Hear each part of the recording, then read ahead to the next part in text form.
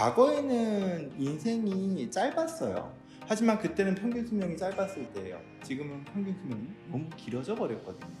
내가 한순간의 실패로 내 인생이 결정되지 않는다는 거기 때문에 그건 한편으로 더 위안이자 또 어떻게 보면 기회이기도 하지 않을까요?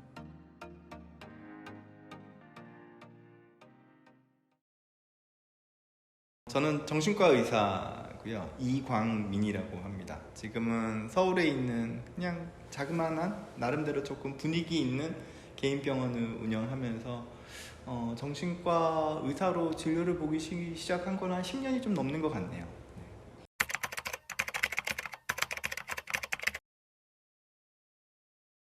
우울증은 우울 증상이라는 거잖아요. 우리가 우울한 기분을 느낀다. 반면에 우울 장애는 장애가 이제 병이기 때문에 우울 증상으로 인한 질병 이렇게 보는 게 맞겠죠. 그러니까 우울증이라는 거는 우리 누구나 다 힘든 상황, 어려운 상황, 또 내가 슬픈 상황에 처하면 우울증은 누구나 다 가져요. 네, 저 역시도 마찬가지고요. 하지만 내가 굳이 우울할 만한 상황이 아니에요. 내가 그렇게 힘들 만한 상황이 아니에요. 근데 우울 증상이 반복된다면 그건 우울 장애라고 볼 수 있겠죠. 병이라고 볼 수 있겠죠. 또는 내가 가지고 있는 내가 처한 환경이나 입장이 한 이 정도의 그냥 내가 견뎌낼 만한 우울 증상 정도예요. 예, 근데 내가 느끼는 우울 증상은 훨씬 더 심각한 우울 증상으로 느끼고 그것 때문에 내가 일상생활에도 지장을 받고 주변 사람도 걱정을 하고 그게 훨씬 심해서 내가 정말 나의 삶의 모든 것들을 포기하고 싶을 정도까지의 우울 증상이 있다면 그거는 정상적인 우울 증상의 반응이 아닌 병적인 반응이기 때문에 우울 장애라고 할 수 있겠죠.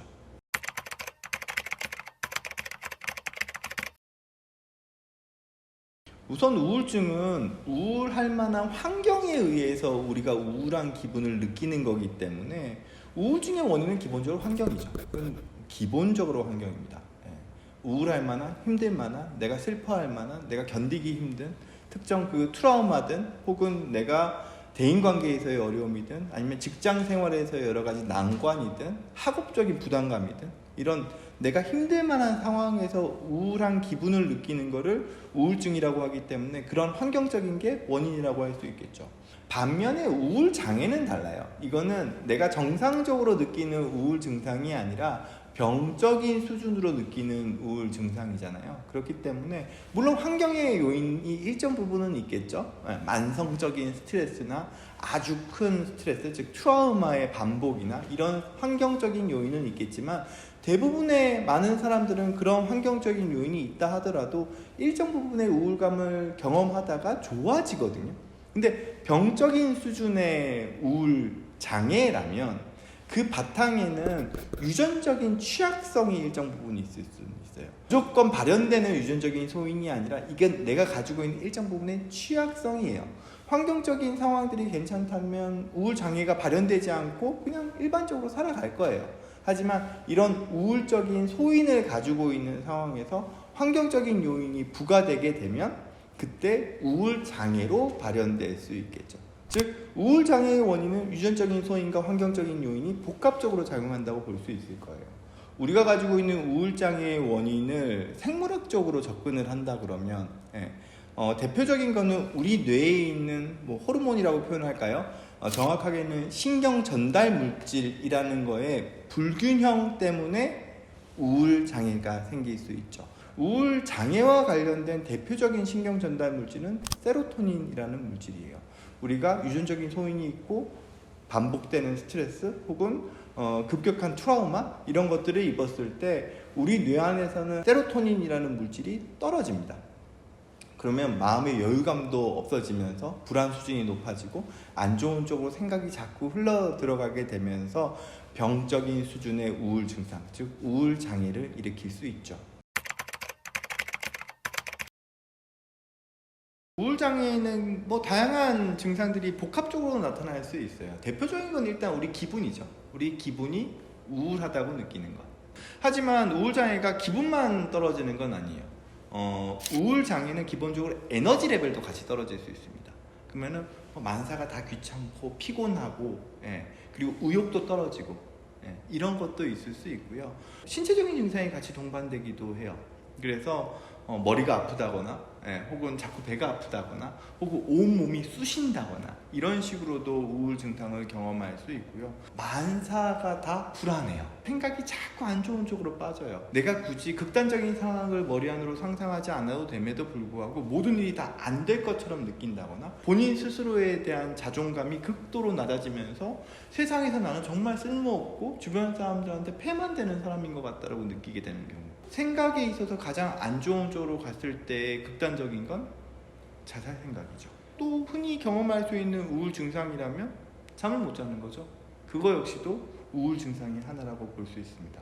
그래서 우울 장애의 증상을 단순히 기분이 우울해 이것만으로 우리가 보지는 않아요.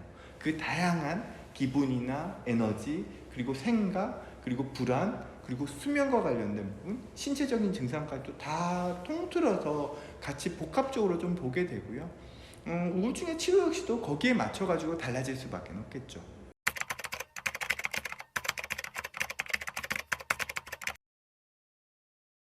우선적으로는 내가 내 마음을 들여다보는 거죠. 차분히 앉아서 생각했을 때 나의 기분 상태가 어떤지 돌아보는 것, 이런 게 기본적으로 시작이겠죠. 대표적인 거는 내가 그냥 우울한 감정들을 계속 느끼고 있다면, 그리고 그게 나의 딱히 우울할 만한 상황이 아닌데도 느끼고 있거나 가벼운 수준의 어떤 스트레스 상황에서 내가 과도하게 우울감을 느끼고 있다 그러면 우울증에 대한 것들을 염두에 둘 수 있겠죠. 하지만 병적인 우울 장애에서 우리가 기본적으로 봐야 되는 건 내가 하고 있는 일상의 생활에서 지장이 있느냐 없느냐를 보는 게 제일 중요할 거예요. 내가 평소에 즐기는 취미 활동이나 사람들과 만나서 즐겁게 시간을 보내는 것들, 내가 일상생활에서 했던 학업이나 어떤 직업적인 역량들에 있어서 뭔가 예전과 달리 내가 손상을 받고 있고 많이 떨어져 있고 회피하고 있고 도망가고 있다면, 그리고 그 이유가 내가 뭔가 기분적으로 우울해서 혹은 옛날에 비해서 에너지가 없어서 잠을 잘 못 자서 불안해서 안 좋은 생각들로 인해서 그렇다고 한다 그러면 그거는 병적인 수준의 우울 증상, 즉 우울 장애를 의심해 볼 수 있겠죠.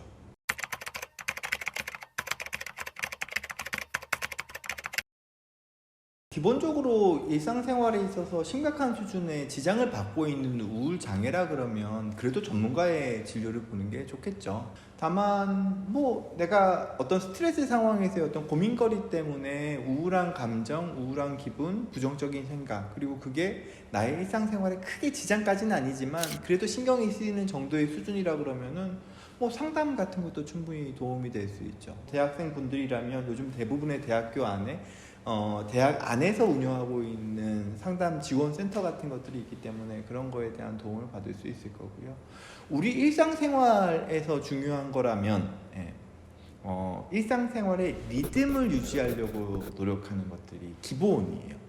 일정한 시간에 내가 자려고 하고 일정한 시간에 일어나려고 하고, 그리고 그 무엇보다 중요한 거는 우울 증상이 있으면 자꾸 숨어 들어가요. 그래서 내가 조금은 밖에 나가서 무언가를 해보려고 하는 것, 내가 도망가지 않으려고 하는 것, 이런 것들이 좀 도움이 되고요. 우리의 몸과 마음은 항상 같이 움직여요. 우리 머리 안에 안 좋은 생각으로 그득할 때는 우리 몸을 움직이는 게 은근히 도움이 돼요. 대표적인 게 걷는 거죠. 하다못해 그냥 좀 걷기만 해도 머리 안이 의외로 조금 단순해지거든요. 운동 역시 마찬가지일 수 있고요. 이렇게 일상생활의 리듬을 기본적으로 조금 유지하려고 노력하고, 그리고 내가 회피하기보다는 바깥 활동을 좀 하려고 하고, 그리고 내가 몸을 움직이려고 하는 것, 이게 우리가 일상생활에서 그래도 우울증, 우울한 감정들을 좀 벗어나는 데 도움이 되는 그냥 가장 기본적인 방법일 것 같아요. 한 가지만 더 추가한다 그러면 이런 거예요. 우리 마음에 있는 생각이나 혹은 마음의 응어리 같은 것들은 내가 곱씹으면 곱씹을수록 얘네들이 더 커져요. 반면에 이거를 내가 내 입으로 털어놓으면서 얘기를 하는 순간 일정 부분 해소되는 측면이 있거든요. 대표적인 경우가 이제 임금님 귀는 당나귀 귀예요.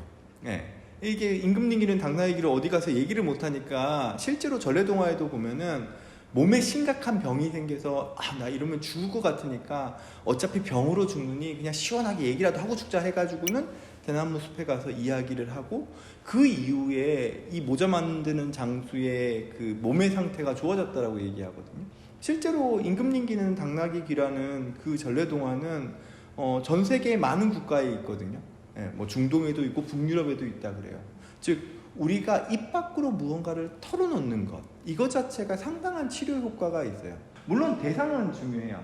내가 신뢰할 수 있는 사람, 뭐 신뢰할 수 있는 친구나 가족, 선후배, 멘토, 혹은 신뢰할 수 있는 전문 기관에서 상담을 통해서 내 마음을 털어놓는 것, 이런 것들이 우리가 우울증에 대한 거를 뭐 일상생활에서 좀 극복해낼 수 있는 하나의 방법이 될 것 같기는 하죠.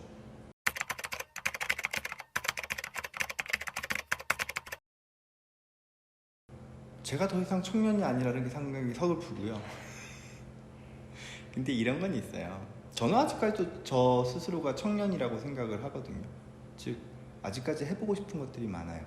그리고 계속 그거를 위해서 준비하고 또 시도도 하지만 당연히 깨지기도 하고 버겁기도 하고 실패할 때도 있어요.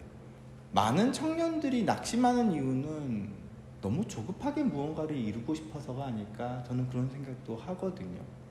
과거에는 인생이 짧았어요. 20대, 30대가 청년이고 40대 이후부터는 중년이라고 얘기하고 그 이후에는 노년으로 갔죠. 하지만 그때는 평균 수명이 짧았을 때예요. 지금은 평균 수명이 너무 길어져 버렸거든요. 에릭 에릭슨이라는 심리학자가 있는데 심리 발달 이론을 만든 사람이거든요. 그 사람의 이론에 따르면 자아 정체성, 즉 아이덴티티는 20대 때 완성돼야 된다고 얘기했어요. 하지만 지금은 그렇지 않아요. 자아 정체성을 만들어가는 시기가 20대에서 40대까지 길어져 버렸어요. 그렇다는 얘기는 지금의 청년들에게는 더 많은 시간 동안 더 많은 경험을 할 수 있는 기회가 있다는 이야기일 수도 있죠.